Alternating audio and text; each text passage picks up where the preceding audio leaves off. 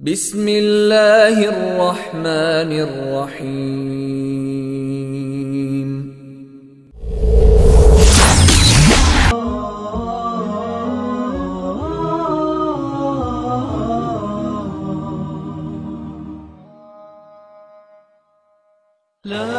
Alhamdulillah. Alhamdulillah, sige. Sige na, sige na. Sige, sino bang tanong? Sino bang magtanong? Okay. Sino bang magtanong? Brother, ikaw, magtanong ka, brad. Saan ka sa atin? Muslim ka, di ba? Pero, Kristiyano ka, ha? Click ka. Tagayin. Tagayin kay, kahit man na ako, tagayin mo na. Pumunta na doon. Pwede dito magsibisaya, pwede mag-Ilonggo, pwede mag-Tagalog. Dito. Hindi matanggap ng tao, ay hindi matanggap ng Diyos sa kariyan. Tama na doon. Pero hindi niya sinabi na kung ikaw Kristiyano o Muslim. Sinabi dito doon sa Quran many times, ikaw, ya ayuhal muslimun. Ha? Tinatanong dito sa ayuhal muslimun. Ha? So, marami dito pieces. Hindi, pero kung sa akin sarili, pero hindi kasama siya ito.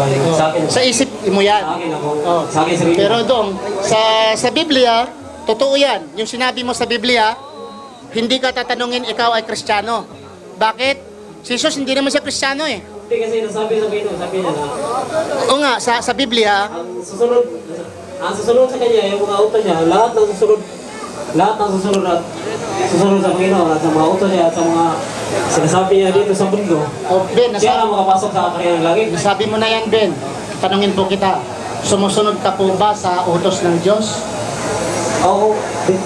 Sa akin, diba? Nalaman ko kung ganyan. Ang tanong ko lang, dahil alam mo, sinabi mo, pag sumusunod tayo sa utos ng Diyos, sa madaling sabi, hindi na kailangan Muslim or Kristiyano, basta sumusunod sa utos ng Diyos. Tatanungin kita ngayon, Ben, sumusunod ka po ba sa utos ng Diyos o hindi? May susunod tayo kasi okay. Kumakain ka pa ba ng baboy o hindi? Kumakain ka ng baboy, hindi? Hindi. Bilang Katoliko, kumakain ka ng baboy sa Pilipinas, dito wala namang baboy dito. Okay? Sa Pilipinas, kumakain ka ng baboy, di ba? Kakain. Utos ba ng Diyos na kakain ng baboy ang tao o hindi? Basahan kita, pinagbabawal sa Diyos, huwag ka kakain ng baboy. Oo, bawal yan kasi nung unang panahon, okay, bawal. So sabi mo, inutos ng Diyos, huwag kakain ng baboy, at sumusunod ka sa Diyos, pero kumakain ka ng baboy. Di po ba? Okay. Ben, another na tanong dito. Okay? Sino po ang Diyos mo ngayon? Si Kristo. Sino ang Isu Kristo? Diyos, Kristo. Ilan ba ang Diyos mo ngayon? Isa lang. Si Isu Kristo, siya ang Diyos. Siya kasi, sabi na rin sa kawan. Okay. Tinatanong lang kita, wala na problema, kahit sabi, wala. Tinatanong lang kita, pag sinabi mo na, okay, maniwala na ako. Si Isu Kristo po ay yung Diyos, di ba ba? Ang lumikha sa sanlibutan, sa mga bituin, si Jesus. Di ba ba? Oo. Ang lumikha sa dagat, si Jesus. Di ba ba? Ang lumikha sa sangkatauhan, si Jesus. Di ba ba? Wala pang tao, nandoon na si Jesus dahil siya ang Diyos. Di ba ba? Oo. Sino ang una? Si Maria o si Jesus? Hindi, si Brian yung una. Ha? Si Brian, si Jesus na una. Mas una si Jesus kay ni Maria. Di ba ba? Huwag kayong tatawa dyan. Isa-isa lang ito. Hoy, daguhoy. Tabi-tabi dyan, may tao sa likod mo.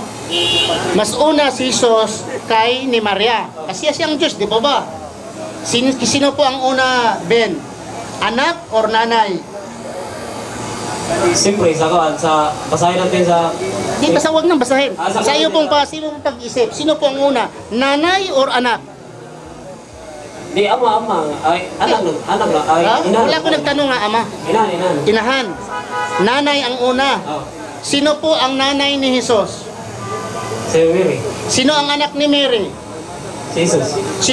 Sinong lumikha ni Mary? Si Jesus. Sinong lumikha ni Mary? Si Jesus.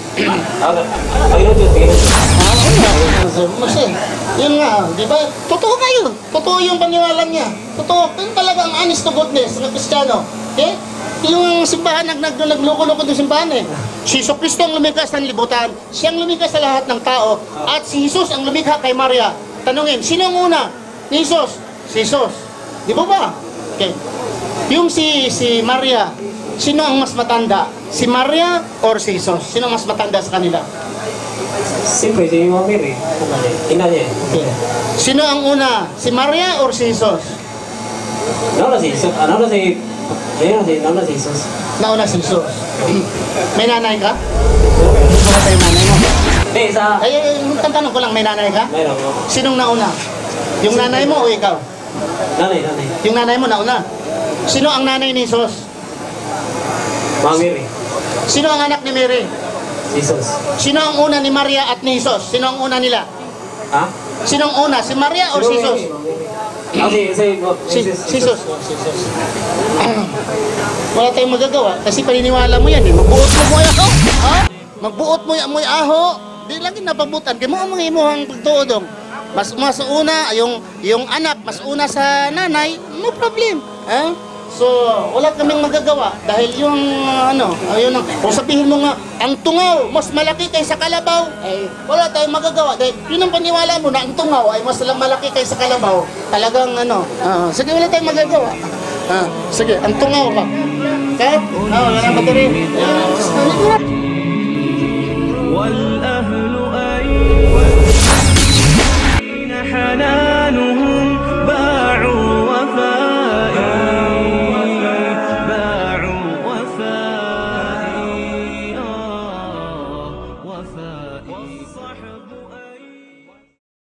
بسم الله الرحمن الرحيم